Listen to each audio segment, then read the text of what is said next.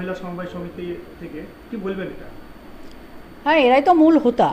এ হচ্ছে ওই যে গ্রুপ ছিল, গ্রুপের আপনার সমবায় সমিতির সভানেত্রী, যারা সব ফলস রেজুলেশন করে নিজেদের ব্যক্তিগত অ্যাকাউন্টে সব টাকাগুলো ট্রান্সফার করেছে।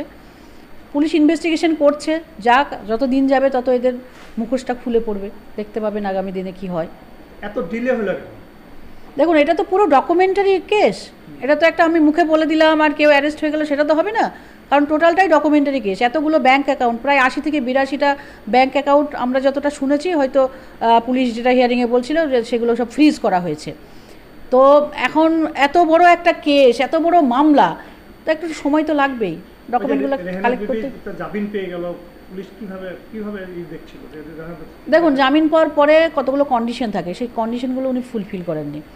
প্রথমত, উনি পুলিশকে কোনো রকম তদন্তে সহযোগিতা করেননি। দ্বিতীয়ত, যে বাদী আছে তার বাড়িতে বিভিন্নভাবে কেসটা তুলে নেওয়ার জন্য থ্রেট চলছিল। স্বাভাবিকভাবেই তার বেল ক্যান্সেল হয়েছে, অন কন্ডিশন বেল ছিল। আর সেই বেলটা তো কোর্টেরও পাওয়ার আছে ক্যান্সেল করার। সবে তো অ্যারেস্ট হলো। হ্যাঁ, এই যে বাকি সমবায় সমিতি কি কি মানে কি বলবেন তাদের? যারা যারা এই করাপশনের সঙ্গে যুক্ত তাদেরকে সাবধান হয়ে যাওয়ার কথা বলছি। আরও যেগুলো আছে, গোটা বেলডাঙাতে 13টা সমবায় সমিতি আছে, তো তার মধ্যে তো একটার বিরুদ্ধে কেস হয়েছে। বাকি যারা আছে তারা যদি এরকম অপরাধ করে থাকেন, তাহলে তারা অতি সত্বর সাবধান হয়ে গিয়ে তারা পরিষ্কার হয়ে যান, তাহলে তাদের বিরুদ্ধেও মামলা হবে। কত টাকা স্ক্যাম বলে মনে হচ্ছে? দেখুন, যদি টোটাল সমবায় সমিতি যখন থেকে সিআইএসএফ ফান্ডটা তৈরি হয়েছে, সেখান থেকে ধরলে নিয়ার অ্যাবাউট 13টা অঞ্চলে 100 কোটি টাকা। সাজা পাবে? অবশ্যই পাবে। ডকুমেন্টারি কেস, ডকুমেন্টের বাইরে যাবেন কোথায়? অন অ্যাকাউন্ট সব ট্রান্সফার হয়েছে, বাইরে তো বেরোতে পারবে না কেউ, অস্বীকার করার কোনো জায়গা নেই।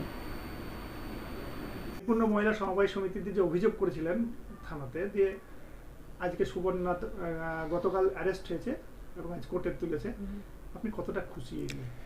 আমি এতে খুবই খুশি।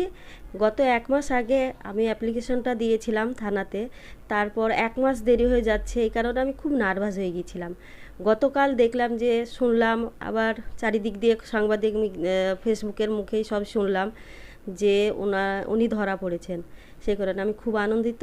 আরও নার্ভাস হয়ে পড়েছিলাম যে রেহেনাজ উনি জামিন পেয়েছিলেন, তা ওনাকেও আমি ওখানটায় জামিন ক্যান্সেল করে দেওয়া প্রশাসনিকের মাধ্যমে, পুলিশের মাধ্যমে ওটা করিয়েছি, কোর্টের মাধ্যম দিয়ে ওটা করিয়েছি। এটা হ্যাঁ, ক্যান্সেল হয়েছে ওটাও। কতটা খুশি? আমি খুব খুশি, খুব খুশি। দোষীরা শাস্তি পাক, এইটাই চাই। আপনার নাম? আমার নাম রেহেনা খাতুন। কোথায় বাড়ি? আমার দেবকুণ্ড বাড়ি।